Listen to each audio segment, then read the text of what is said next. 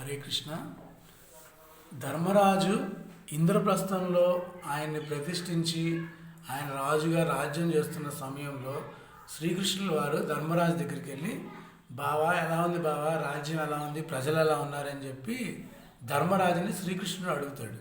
అప్పుడు ధర్మరాజు ఏం చెప్తాడంటే, బావా ప్రజలందరూ చాలా ధర్మాత్ములు, నీతిపరులు, చాలా కాయ కష్టం చేసుకొని చాలా ధర్మంగా సత్యంగా జీవిస్తూ ఉంటారు, ప్రజలు చాలా మంచివాళ్ళు బావా, అందరూ బాగున్నారు బావా, నా రాజ్యం సుభిక్షంగా ఉంది బావా అని చెప్తాడు.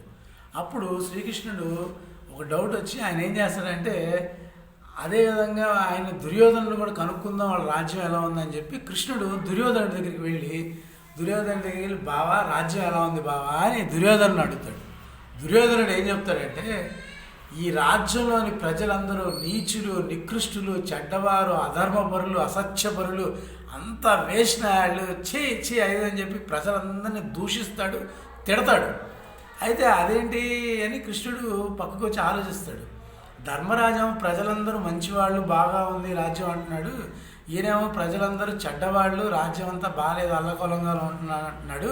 సో ఏంటి అని ఆలోచిస్తే అప్పుడు ఆయనకి కృష్ణుడికి ఒక విషయం అర్థమైంది. అదేంటంటే, ధర్మరాజు మనసు మంచిది కాబట్టి అందరూ మంచిగా కనిపించారు, దుర్యోధనుడు మనసు చెడ్డది కాబట్టి ప్రజలంతా చెడ్డగా కనిపించారు.